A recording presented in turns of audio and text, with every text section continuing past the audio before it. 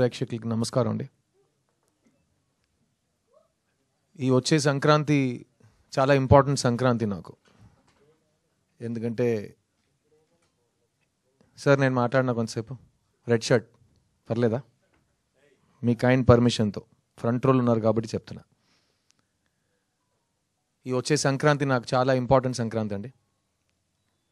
గత 20 సంవత్సరాల ముందు సంక్రాంతి హీరోగా నేను మీ ముందుకి పరిచయం అయ్యాను. మా ఎంఎస్ రాజు గారు నిర్మించిన నువ్వు వస్తానంటే నేను వద్దంటానా, ప్రభుదేవ గారు మొదటిసారి ఒక దర్శకుడుగా మీ ముందుకు వచ్చాడు. ఆ సినిమాలో నాకు కొత్త జీవం, ఒక కొత్త ఛాన్స్, ఒక కొత్త ఎక్స్పీరియన్స్, ఒక కొత్త లైఫ్ నాకు మీరు ఇచ్చారు. ఆ తర్వాత నేను చాలా కాలం హైదరాబాద్లోనే ఇల్లు తీసుకుని ఓ తెలంగాణ బిడ్డగా హైదరాబాద్లో పెరిగా. ఇప్పుడు నేను ఎందుకు ఈ సంక్రాంతి చాలా ఇంపార్టెంట్ అంటున్నానంటే, ఇప్పుడు నేను మీ ముందు తెలంగాణ అల్లుడుగా నుంచున్నా. మాతో అట్లాగే ఉంటుంది, ప్రమోషన్ తీసుకుంటూనే ఉంటా, దిగేదేలే. నా డైలాగ్ నాది, నేను చెప్తా. నా డైలాగ్ నువ్వు కరెక్ట్ చేయమాకే, దిగేదేలే సార్. అది కూడా వస్తా సార్, వైజాగ్లో ఫంక్షన్ చేస్తున్నప్పుడు వచ్చి అడగండి, చెప్తా. ప్రస్తుతం హైదరాబాద్లో ఉన్నాం కదా. ప్లస్ నేను ఆంధ్ర అల్లుడు కాదు, సో ప్రతి చోట నేను వెళ్ళి ఆ ఊరు అల్లుడు అని చెప్పలేను కదా. అదే ఆ ఊరు అబ్బాయి నేను. మీ వైజాగ్ 176 ఉంది కదా బీచ్ హౌస్, మర్చిపోలేను. ఈ 20 years నాకు చాలా ఇచ్చిందండి లైఫ్. అండ్ నేను ఎప్పుడు ఈ తెలుగు ట్విన్ స్టేట్స్కి వచ్చిన చాలామంది వచ్చి చాలా హార్ట్ టచింగ్ విషయాలు నాతో షేర్ చేసుకుని వెళ్ళిపోతారు. అలా ఒక గాల్లో వచ్చి నాతో మాట్లాడి వెళ్ళిపోతారు. ఆ గాలికి చాలా మీనింగ్స్ ఉంటాయి. అందులో కొన్ని విషయాలు నేను మీతో షేర్ చేద్దాం అనుకున్నా. ఫస్ట్, ఎందుకు సిద్ధు తెలుగు సినిమాలు చేయట్లేదని అడుగుతారు.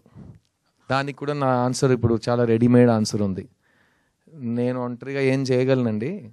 తెలుగు సినిమా తీస్తున్న వాళ్ళ దగ్గర అడగండి, ఎందుకు వాళ్ళకి నచ్చిన వాళ్ళు బెస్ట్ యాక్టర్ అని చెప్పిన ఒక యాక్టర్కి వాళ్ళు సరైన స్క్రిప్ట్స్ ఇవ్వట్లేదని వాళ్ళని అడగండి అని చెప్పి ఆ టాపిక్ అక్కడే క్లోజ్ చేసేసా.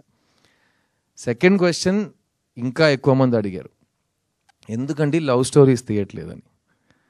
సో నేను చెప్పా, లవ్ స్టోరీస్ అనగానే తెలుగు సినిమా పరిశ్రమ చరిత్రలో మాత్రం కాకుండా ఇండియన్ సినిమా చరిత్రలో కూడా బొమ్మరిల్లు, నువ్వు వస్తానంటే వద్దంటానా, ఓ ఇలాంటి సినిమాలు చాలా తక్కువ వచ్చినాయి. అలాంటి గొప్ప సినిమాల్లో ఉండటం నా అదృష్టం.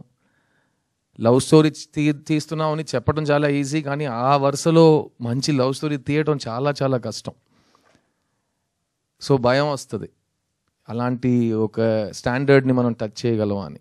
ఇంకోటి ఏంటంటే, మీకే తెలుసు, లవ్ స్టోరీ చేస్తుంటే ఇతను మన చాక్లెట్ బాయ్ దానికే పనికొస్తాడని ఇంకేం పని ఇవ్వరు. సో దానివల్ల ఇంకా భయం వచ్చింది. తర్వాత ఇంకా చాలా కారణాలు ఉన్నాయి, అది వేరే వేదిక మీద మాట్లాడుకుందాం. కానీ ఈ 10 years 11 yearsలో నేను సొంతంగా ప్రొడ్యూసర్గా మారి ఒక 5 సినిమాలు తీసా. ఒక్కొక్క సినిమా కొత్త జానర్లో ఇవ్వాలి. నేను నువ్వు వస్తానంటే కాదు, బాయ్స్ సినిమాలో హైదరాబాద్ మొదటిసారి వచ్చేటప్పుడు ఇచ్చే ఇంటర్వ్యూస్లో కూడా అన్నా, నా డ్రీమ్ స్టార్ అవ్వటం కాదండి, నా డ్రీమ్ చనిపోయే ముందు ఎవరో వచ్చి మంచి యాక్టర్ చనిపోయాడని చెప్తే చాలు, నేను ఒక యాక్టర్ని, ఎప్పుడు యాక్టర్గానే ఉంటాను. అది వాళ్ళు అప్పుడు చెప్పారు, నీకు పొగరు, ఇది నీకు అర్థం కాలేదు, ఇది. నేను చెప్పాను, నాకేం కావాలి, నాకే కదా తెలియాలి, నీకెలా తెలుసు అని నేను చాలామందిని అడిగాను. ఇప్పుడు కూడా అదే అంటున్నా. నా ఉద్యోగం ఏంటంటే, నాకు డబ్బులు ఇస్తారు, సిద్ధుగా కాకుండా ఇంకో మనిషిగా ఒక 2 hours 3 hours మీ ముందుకు రావడమే నా ఉద్యోగం.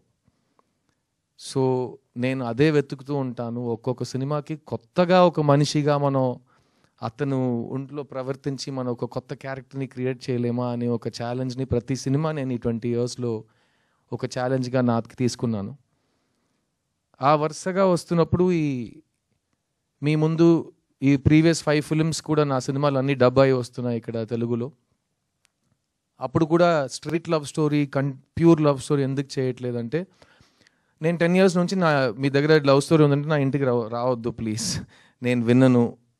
అలా మీరు ఫోర్స్ చేసి నన్ను వినే పరిస్థితికి పుష్ చేసినా నేను ఆ సినిమా చేయను అని ఒక ఫిక్స్ అయ్యా. ఆ టైంలో నా కెరియర్ రీలాంచ్ అయినట్టు ఒక సినిమా నేనే నాకు ఇచ్చుకున్నా. ఆ సినిమా పేరు చిత్తా, తమిళ్లో. అది తెలుగులో చిన్నగా మీ ముందుకు వచ్చింది. ఆ చిత్తా సినిమా నా లైఫ్నే మార్చేసింది. ఎందుకంటే అది చాలా పెద్ద commercial box office success.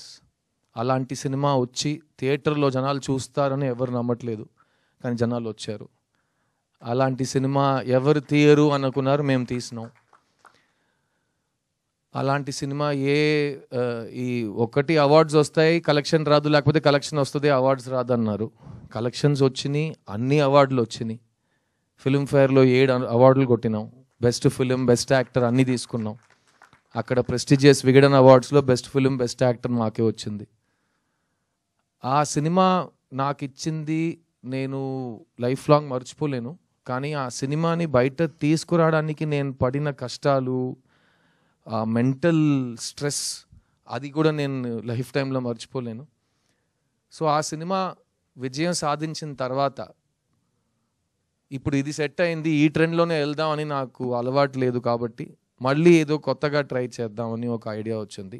Plus ఆ టైంలో ఎవరైనా ఒక సినిమా నాకు ఇస్తే ఒక 5 months నేను అసలు ఆలోచించకుండా సరదాగా నవ్వుతూ హ్యాపీగా ఒక సెట్కి వెళ్ళి అందరితో నేను ఎలా సరదాగా మాట్లాడుతానో అలాగే పలకరించి ఒక సినిమా తీస్తే నా మైండ్ ఫ్రెష్ అయిపోతుందని అనుకున్నా. ఆ టైంలో ఈ రాజశేఖర్ గారు నా ఇంటికి వచ్చారు. ఈయనతో నేను యాక్చువల్గా 3 years ముందే ఒక సినిమా చేయాలి, నేను చేయట్లేదు. సో మళ్ళీ ఆయన వచ్చారు, సార్ మీకు నా ఒక సినిమా బ్యాలెన్స్ మీరు చేస్తానన్నారు, ప్లీజ్ ఒకసారి కథ వినండి అంటే, ఏ సబ్జెక్ట్ అంటే లవ్ స్టోరీ అన్నారు.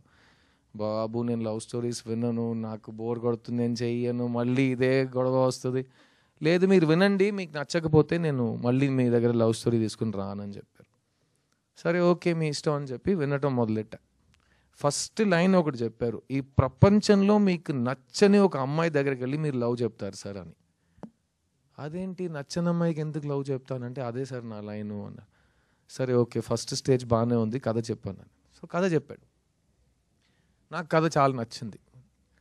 నాకు ఒక లవ్ స్టోరీ నచ్చడానికి కారణాలు ఎప్పుడు మారవు. ఫస్ట్ హీరోయిన్ క్యారెక్టర్ బాగుండాలి, సెకండ్ జంటగా వాళ్ళిద్దరూ ఎందుకు ప్రేమిస్తున్నారని నాకు అర్థం అవ్వాలి. ఎందుకంటే లవ్ స్టోరీలో ఫస్ట్ అమ్మాయి నచ్చాలి అందరికీ. అమ్మాయి నచ్చితే అబ్బాయి ఎందుకు అమ్మాయి వెంట పడుతున్నారని అర్థమవుతుంది. తర్వాత వీళ్ళిద్దరు లాజిక్ కరెక్ట్గా ఉంటే జంటగా వాళ్ళు అట్రాక్టివ్గా ఉంటారు. ఆ జంటని మనం ఎంత లవ్ చేస్తామంటే సినిమా అయ్యే వరకు మనం వీళ్ళు చేరాలని మనం హోప్ చేయటం మొదలెడతాం. అదే లవ్ స్టోరీది పెద్ద సక్సెస్. సో అది నాకు ఈ సినిమాలో అనిపించింది. అండ్ ముఖ్యంగా నేను చెప్పినట్టు ఈ కథలో ఎక్కడ ఒక నెగిటివిటీ లేదు, ఒక వైలెన్స్ లేదు, ఒక బ్లడ్ షెడ్ లేదు, ఒక కడుపు మంట లేదు, ఒక ఏ నెగటివ్ ఇమోషన్స్ లేకుండా ఒక ఘోరమైన విల్లన్ ఎవరు లేరు, అలా రక్త చుక్కలు పడుతుంటే అలా ఏం లేదు. ఒక feel good easy breezy cinema, feel good entertainer, breath of fresh air అంటారు కదా, అలాంటి ఒక సినిమా ఇది.